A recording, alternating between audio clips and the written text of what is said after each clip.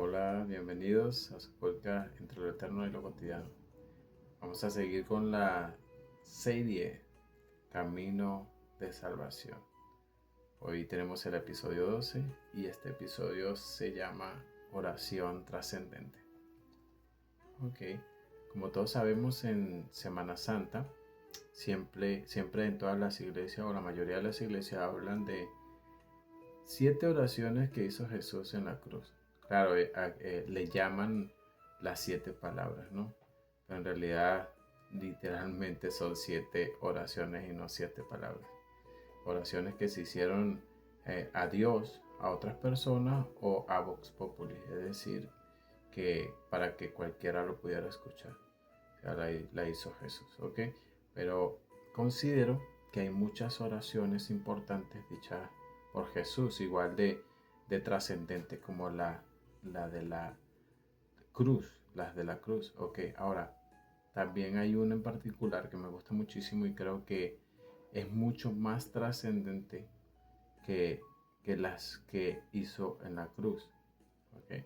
No estoy diciendo que no sean importantes las de la cruz, sí lo es, pero hay una en particular y la vamos a estar viendo en un momento más, que creo que de esa dependía el que él fuera a la cruz o no. Okay. Algunos a lo mejor ya sabrán de cuál oración estoy hablando. Okay.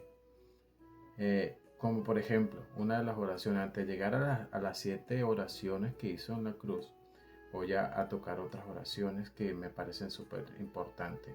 Como por ejemplo cuando estuvo en Galileo. La oración que hizo Jesús dice así: yo te alabo, Padre, Señor del cielo y de la tierra, porque ocultaste estas cosas a los sabios e inteligentes y las has revelado a la gente sencilla. Ok, esa oración para mí creo que fue también muy importante porque habían cosas, misterios, entre ellos el que Dios se revelara en carne. eh, Dios lo había guardado para revelárselo a la gente sencilla porque, si bien recordamos, en ese tiempo los que tenían el manejo de las escrituras, o de la palabra de Dios eran los sumos sacerdotes, los fariseos, la gente que tenía títulos religiosos, ¿ok? Pero pues luego de esta oración, en los últimos versos, él hace una invitación a que nosotros, si estamos cargados o cansados, fuéramos a Él, porque en Él hallaríamos descanso para nuestras almas. Entonces, quise tocar esta porque cuando él habla sobre las cosas que Dios guardó, no solo habló de sí mismo manifestándose en carne, sino que también se manifiesta en esa oración, o se revela más bien, cómo él puede ser eh, un lugar seguro, vaya, un lugar de descanso. Entonces, a eso me refiero cuando él dice: los que están cargados y cansados, vengan a mí y yo los haré descansar. Y dice: lleven mi yugo, que es fácil y que es ligera mi carga. Entonces, en ese sentido, creo que fue muy importante esa oración porque en este tiempo aún esa oración resuena en la iglesia. ¿Y por qué digo que resuena? Porque muchos en la iglesia han tenido que entender la profundidad de esta oración para poder ir al Señor y descansar de acuerdo a las situaciones y problemas que se le suscitan en su vida, pero también cuando se trata del ministerio y tienen que descansar en Dios y en la obra que Él hace. Entonces, ¿qué más? Otras de las oraciones que también me parecen súper mega importantes y súper trascendentes es cuando intercedió por los discípulos. Y voy a tomar nada más unos pedacitos de esa oración porque la oración es larga. Esa oración está en Juan 17. ¿Ok? En una de las partes dice: santifícalos en la verdad. Tu palabra es verdad. Y me parece grande y poderosa esta oración porque resulta que cuando entendemos esta parte de la santificación, es necesaria ¿Por qué? Porque cuando nosotros recibimos a Jesús, empezamos a entrar en un proceso de santificación. Y la palabra en esta oración revela que solo las escrituras son las que santifican al ser humano. En este caso, cuando dijo, santifícalos en la verdad. Y dice, tu palabra es verdad. Entonces, en la palabra de Dios es donde nosotros podemos santificar, hallar santidad. Entonces, mientras más conocemos de la palabra, más seremos santificados. Entonces, esta oración para mí tiene un significado muy grande, muy profundo y trascendente en todas las generaciones. ¿Por qué? Porque allí es donde nosotros entendemos, de acuerdo a la revelación de esa palabra, de que en las escrituras nosotros hallamos la santificación, porque es la palabra de Dios. Amén. Otra importante también, ahí mismo, cuando oró por los discípulos, también oró por los que habrían de creer por la palabra de esos discípulos. Dígame si no es trascendente esa oración, porque dice, oro también por aquellos que han de creer por la palabra de estos. Wow, Dios pensó en todas las generaciones. Jesús, cuando hizo esa oración, Él implicó todas las generaciones futuras. Wow, a mí me parece maravillosa esa oración. Entonces, bueno, continúo la otra parte. Cuando dice, Padre, que todos sean uno como tú, Padre, en mí y yo en ti, que también ellos sean uno en nosotros para que el mundo crea que tú me enviaste. Wow, maravillosa oración, porque aquí en esta oración Jesús nos muestra la forma en la que nosotros debemos vivir nuestra vida nueva, es decir, el Evangelio. ¿Cómo? En común unión, porque en la unión de la iglesia habita el Padre y habita el Hijo y habita el Espíritu Santo. O sea, quiere decir que cuando nosotros, de hecho, en los Salmos dice, bienaventurados cuando viven todos juntos y armónicamente, porque ahí envía a Dios bendiciones y vida eterna. Entonces, en esta parte de la oración, Él revela cómo debe vivir la iglesia y cómo debe vivir cada ser humano que tiene un encuentro con Jesús y tiene una vida nueva. Entonces, bueno, me parece súper trascendente. Y por último voy a tocar antes de las 7 oraciones de la cruz, voy a tocar cuando Él estuvo en el Getsemaní. Esta oración para mí es mi oración favorita en lo que se refiere a la trascendencia. Allí en ese lugar se iba a decidir, o Jesús iba a decidir, si iba a la cruz o no. Él sabía lo que había venido, pero él podía haber decidido no hacerlo, porque era hijo único del Padre. Era Dios. O sea, sinceramente, él podría haber dicho, no quiero hacer um, este sacrificio. Pero quiero que tomemos en cuenta esto. Vamos a leer. Dice, Padre, si quieres, aparte de mí esta copa, pero no se haga mi voluntad, sino la tuya. Está en Lucas 22:42. No sé si pueden ver lo que yo veo, pero voy a tratar de expresarlo. Si tú le pides a alguien que evite algo que tú sabes que tiene que pasar en tu vida, es porque posiblemente deseas no hacerlo. ¿Sí? Entonces Jesús en ese momento experimentó una ansiedad tan fuerte y un nivel tan grande que hizo que su presión subiera de tal manera que sudó sangre. Entonces dígame usted si no le preocupaba a Jesús el tener que pasar por el proceso de la cruz. Según lo que dice la palabra, dice que él sudó sangre. ¿Okay?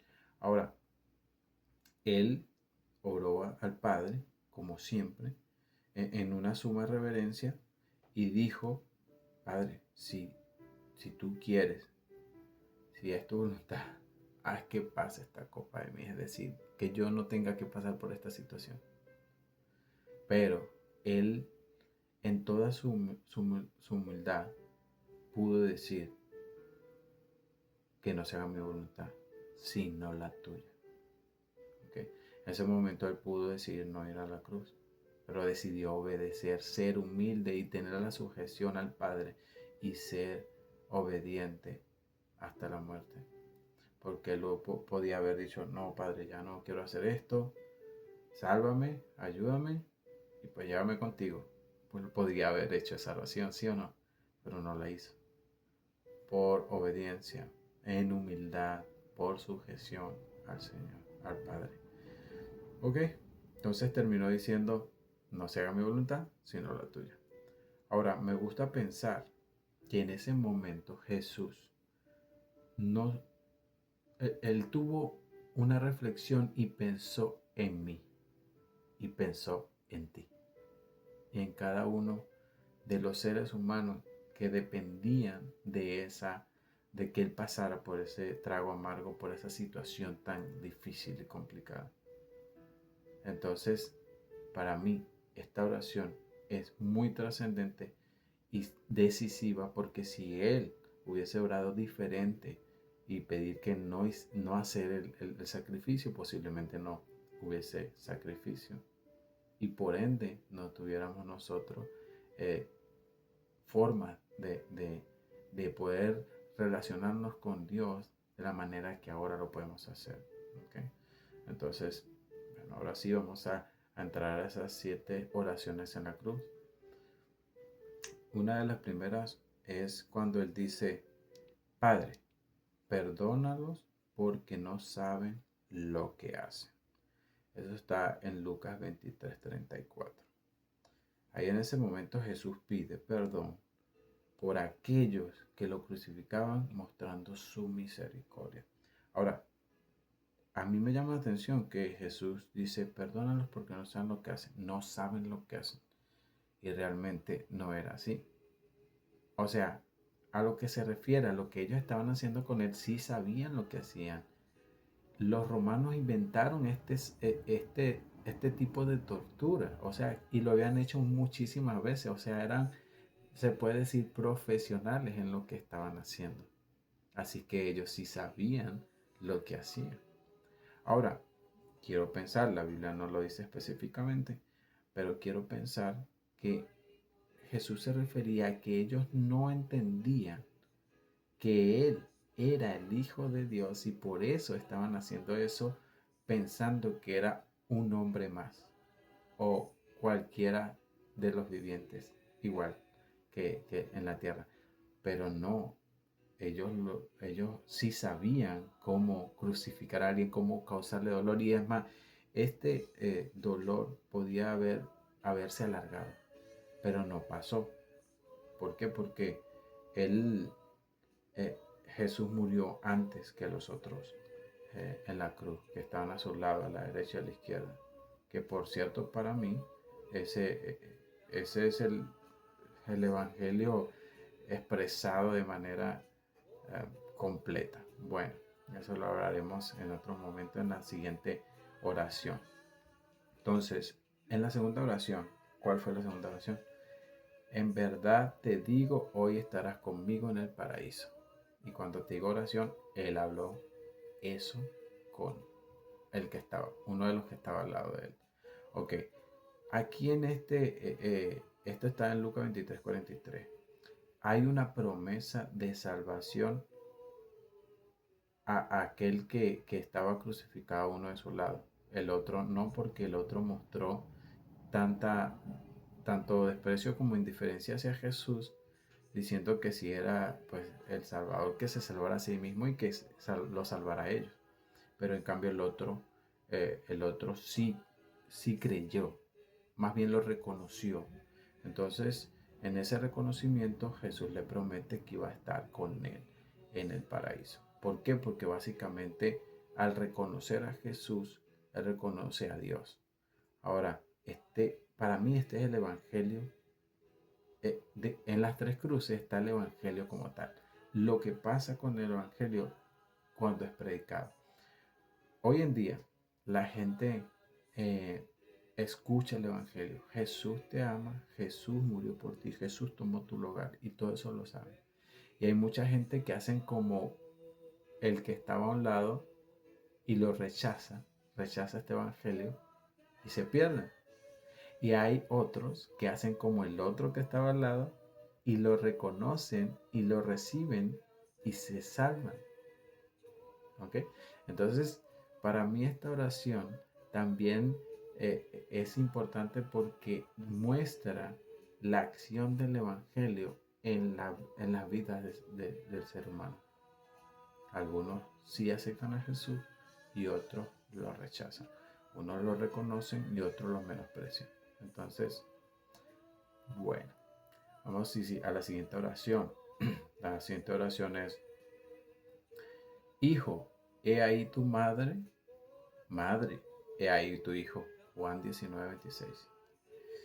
Ok, Jesús en esta oración la hizo también dirigida hacia personas específicas. ¿A quién? A María y a Juan, el que le decían el discípulo amado. Ok, ahí en ese momento Jesús está haciendo una transferencia de su madre, por decirlo de alguna manera, a Juan. Una transferencia de responsabilidad para que él cuidara de su madre. ¿Okay? Lo que me hace pensar, no lo dice la Biblia, que ya José no estaba vivo o no estaba por allí. Entonces lo encomendó como su hijo y a él se la encomendó como su madre. Ok, bueno, el hecho es que después de eso viene la otra oración, la que dice Dios mío, ¿por qué me has abandonado? Wow. Eso está en Mateo 27:46. Mira, yo creo que esta oración a mí me hizo pensar mucho, ¿no? Y llegué a ciertas conclusiones que ahorita lo voy a compartir con ustedes. Pero en esta expresión, esta es una expresión de dolor y angustia, como cualquier ser humano puede estar pasando cuando viene el pecado a su vida. Y él dice, ¿por qué me has abandonado? Muchos dicen que él no fue abandonado y otros dicen que sí. Ahora, con respecto a esto, yo creo que sí. De manera literal sí fue abandonado. ¿Por qué? Porque resulta que Dios se alejó de él. Mira, el profeta Isaías dijo esto: pero vuestras iniquidades han hecho esta división de vosotros y vuestro Dios. Vuestro pecado han hecho ocultar de vosotros su rostro para no oír. Eso está en Isaías 59:2, refiriéndose al pueblo, sus pecados y la relación que ellos tenían con Dios. Ahora, ¿qué pasa? Si Jesús no hubiese sido abandonado, ¿cómo podría entendernos a nosotros en la separación y la sensación que tiene el ser humano en el pecado? No sé si me explico, lo voy a repetir. Si Jesús no hubiese sido abandonado, ¿cómo podría entendernos a nosotros en la separación y la sensación de soledad que tiene el ser humano en el pecado? Porque la Biblia nos enseña que Jesús es nuestro sumo sacerdote y que Él nos entiende en todo lo que pasamos. Y si es así, entonces Él tuvo que experimentar la separación que produce el pecado de Dios. Así que en esa separación Él se sintió abandonado y por eso pregunta, ¿por qué me has abandonado? Porque la Biblia dice que Dios no puede habitar donde hay pecado y que Él se aparta. Entonces, tomen ustedes sus conclusiones, pero según lo que yo entiendo de la palabra, aquí Jesús sí fue abandonado. porque él necesitaba también pasar por ese abandono. ¿Por qué? Porque si no, ¿cómo nos entendía a nosotros con respecto al pecado y a Dios, a la relación que deberíamos tener con Dios? Ok, sigamos a la otra. Hay una que es muy sencilla que se llama, está en Juan 19:28 y dice, tengo sed. Así de corta la oración. Esta fue dirigida hacia los romanos para que ellos pudieran darle agua. Ahora, Jesús en esta oración expresa una angustia física y un deseo o una necesidad más bien física, eh, para que también se cumplieran las escrituras, porque ya estaba escrito sobre eso, de que él iba a tener sed. Y por eso pidió el agua, ¿no? Bueno, no pidió agua, solo dijo, tengo sed, y ellos le dieron a beber vinagre, ¿no? Ok, la siguiente oración, faltan solo dos. La sexta oración es, todo está consumado, Juan 19:30. En esta declaración se culmina o se expresa la culminación de la misión terrenal y el triunfo que tuvo Jesús sobre el pecado. ¿Por qué? Porque a él vinieron todos los pecados de la humanidad y él sufrió el sacrificio que era el castigo para que nosotros en este tiempo tuviéramos paz hacia Dios o para con Dios, como dice la Biblia. Esta oración nos debe dar alegría, mucha alegría y gozo. ¿Por qué? Porque Él expresa que la paga de todos nuestros pecados, del pecado de toda la humanidad, fue saldada por medio de satisfacer la justicia de la ira de Dios sobre el pecado. ¿Y cómo se hizo? En Él, en ese sacrificio. Por eso cuando Él dice todo está consumado o consumado es, está diciendo que se pagó la deuda. Básicamente es lo que está diciendo. Entonces se pagó la deuda, nosotros tenemos libertad porque ya no somos deudores. Obviamente, cuando digo tenemos, aquellos que han recibido y entendido el Evangelio, aquellos que han creído en Jesús como Salvador. Y por último, está la séptima, que es, Padre, en tus manos encomiendo mi espíritu. A mí me parece esta súper linda y es como reconocer, en esta última frase de Jesús demuestra su confianza y reconoce el orden que se lleva a la humanidad hacia lo que es el Espíritu y Dios. Okay, explico mejor. Esta oración, eh, Jesús muestra el orden de la existencia del hombre, regresando el Espíritu al Padre de todos los espíritus. Es decir, la Biblia lo dice. Lo dice en Eclesiastés. Dice, eh, esto lo dijo Salomón y él está hablando sobre el final de la existencia del ser humano yendo a su morada eterna. Ahora, ¿qué dijo él? Y el polvo vuelve a la tierra como era y el espíritu vuelve a Dios que lo dio. Eso está en Eclesiastés 12:7. Así que en esta última oración Jesús está mostrando lo que es el orden divino con respecto a la existencia del ser humano cuando termina en este planeta. Entonces, el polvo vuelve a la tierra, que sería el cuerpo, y el espíritu vuelve a Dios, que fue quien lo dio. Porque Dios es el Padre de los espíritus, también lo dice la Biblia. Entonces, hermosas oraciones. No creo que sean las únicas, hay muchas más que fueron trascendentes, pero quise tocar estas, aparte de las 7 de la cruz, las primeras que le dije, porque para mí la más decisiva de todas esas, porque sin esta oración no, yo creo que no hubiese habido cruz, que fue la oración en el Getsemaní cuando él pidió que pasara de sí esa copa. Pero al final terminó obedeciendo y sujetándose a la misión del Padre, que era que Él pudiera sufrir el castigo de nuestros pecados para que nosotros hoy tuviéramos la esperanza de ser salvos y recibidos en Dios. Así que Dios los bendiga, Gracias.